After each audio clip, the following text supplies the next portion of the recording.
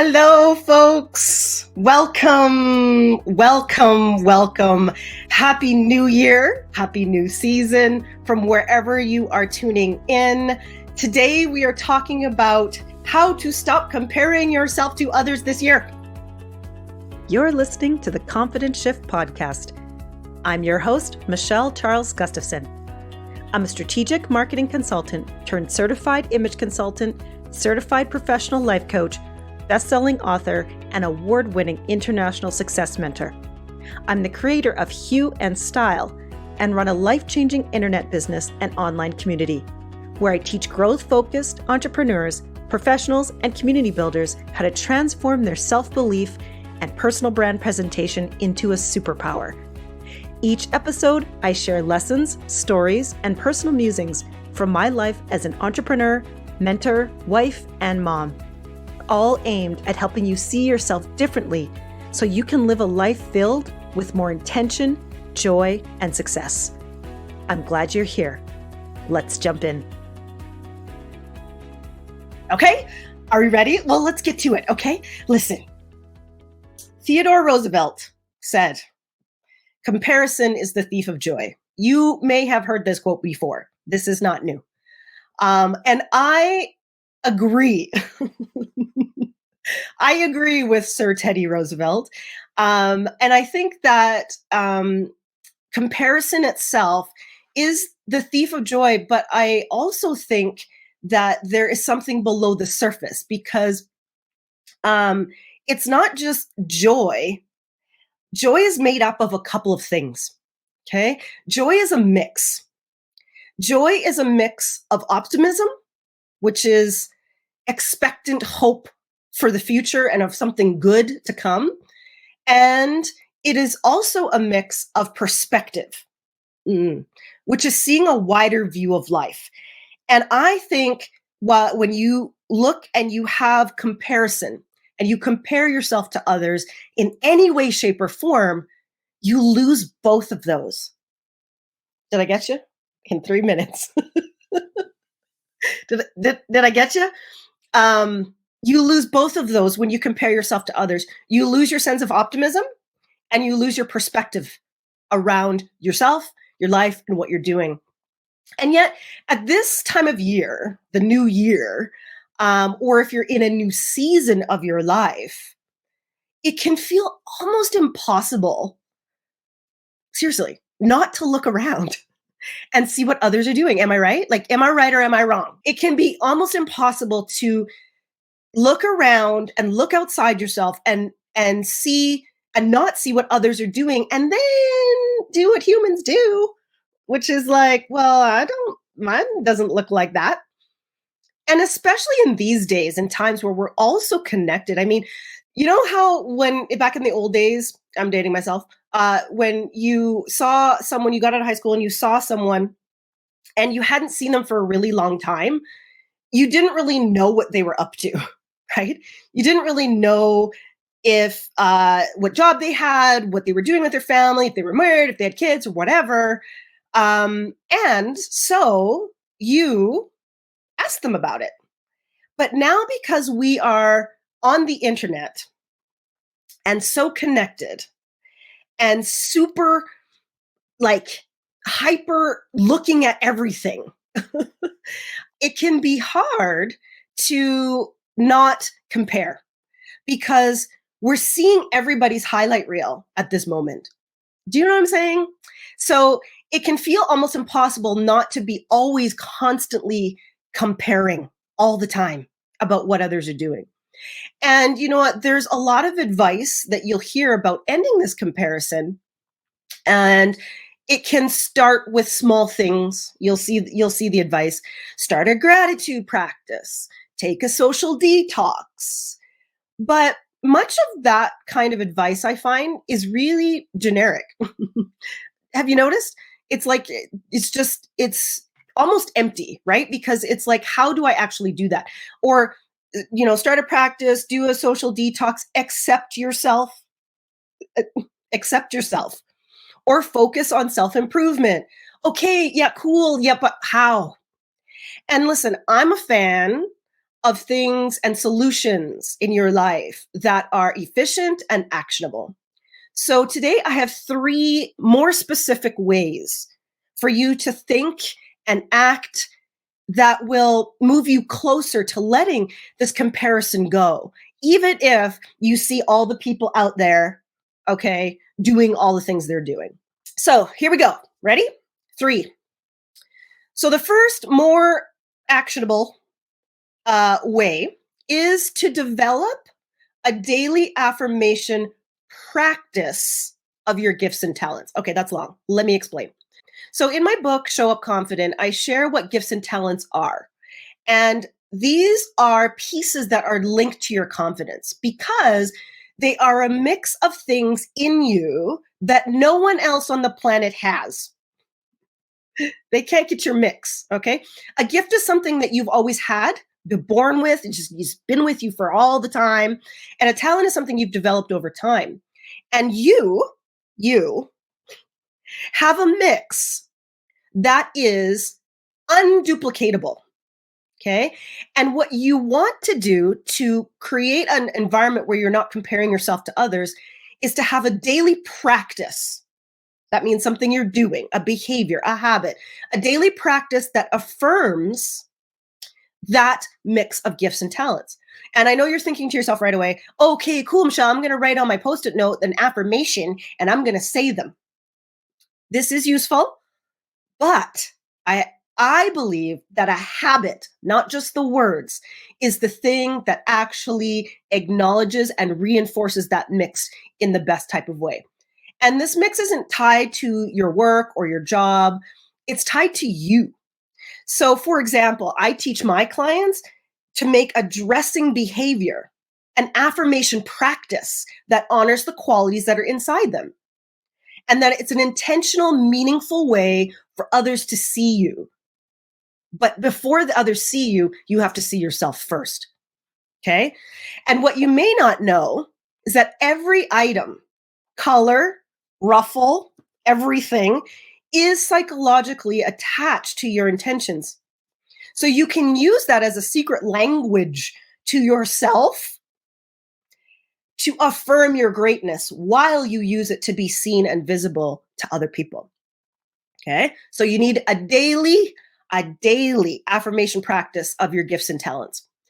The second thing you need in order to let this comparison go is to strengthen a creative process in your life. We are all creative. We are all creative. So you don't have to be an artist or a writer. Engineers are creative too, you know. People who are logical based are creative too. They create problem solving around them, okay? We are all creative. And when you develop and strengthen how you are in your creative flow, this affirms how you see the world, how you want to live in it, your values around it, and what you want to bring to it, okay?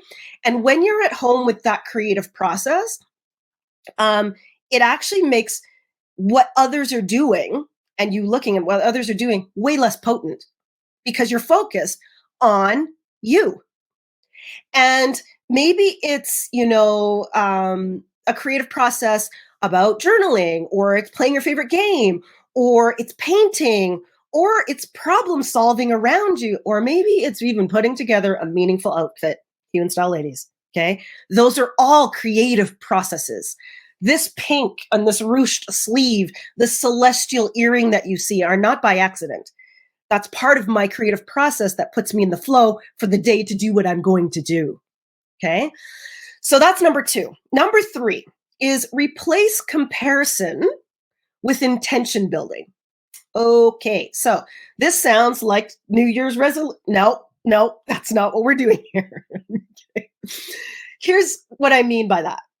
Usually when you start comparing yourself, you've lost the deeper reason for why you are doing what you're doing in your life and why it's connected to you personally. And when that happens, things outside yourself look better because you're unclear with what you want to do to proceed, or you have fear around about if or where you can go with it. Mm-hmm. Am I right? Either you're unclear or you have fear around where you can go with it. And this is where you need new vision and specific intention. And I'll share with you, in all my 25 years of helping people, mostly women, there is something more powerful than a vision board or a single word intention. That seems to be all the rage right now. I'll share with you, after working with all the people I've worked with, the people who actually release comparison for good are hyper specific. I mean, hyper specific about their intentions.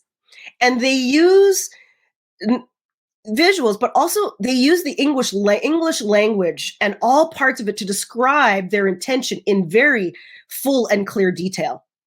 Your intention also should be about your whole life and not just what you want to do in your business or what you want to do in your career.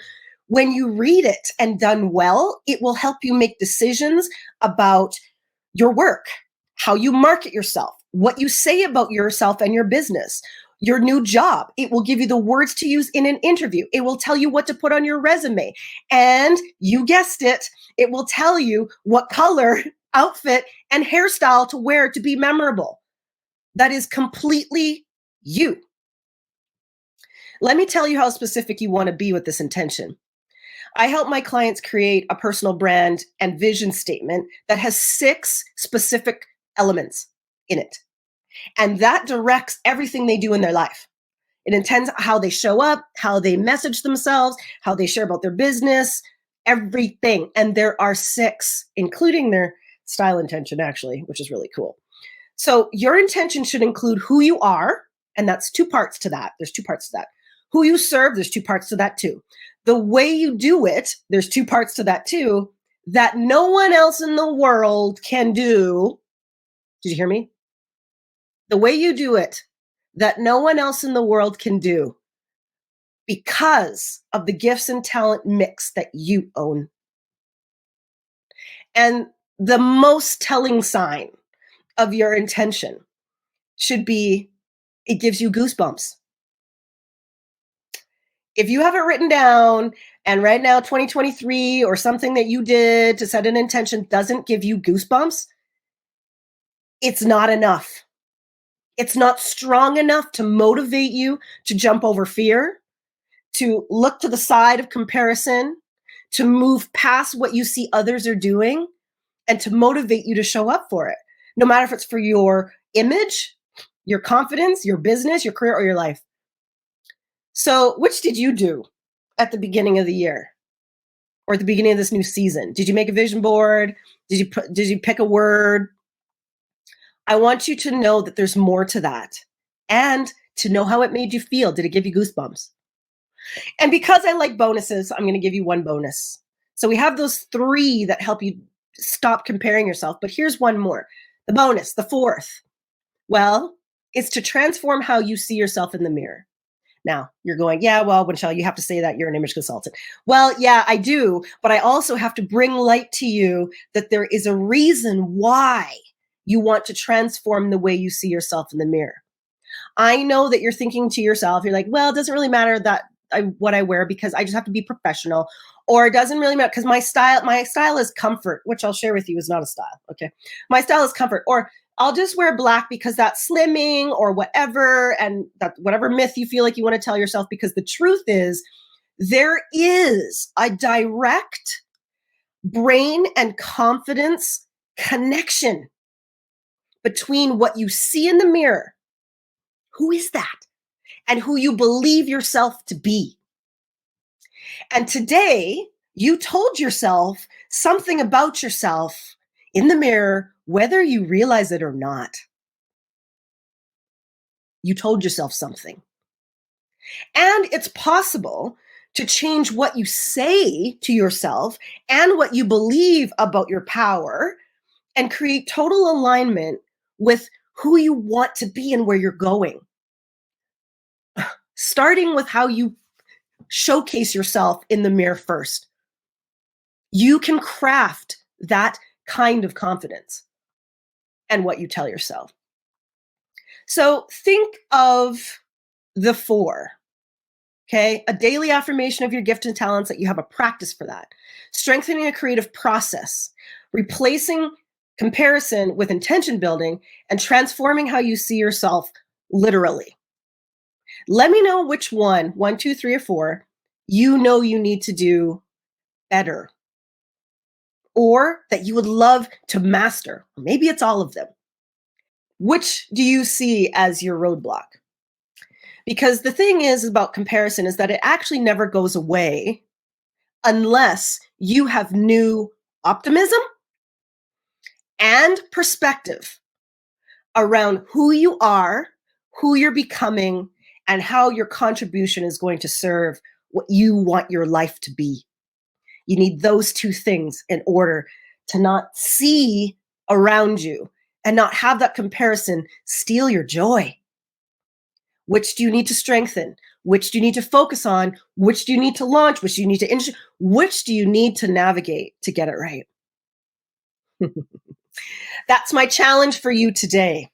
And if you want to take one small step, you know I've always left a link for you.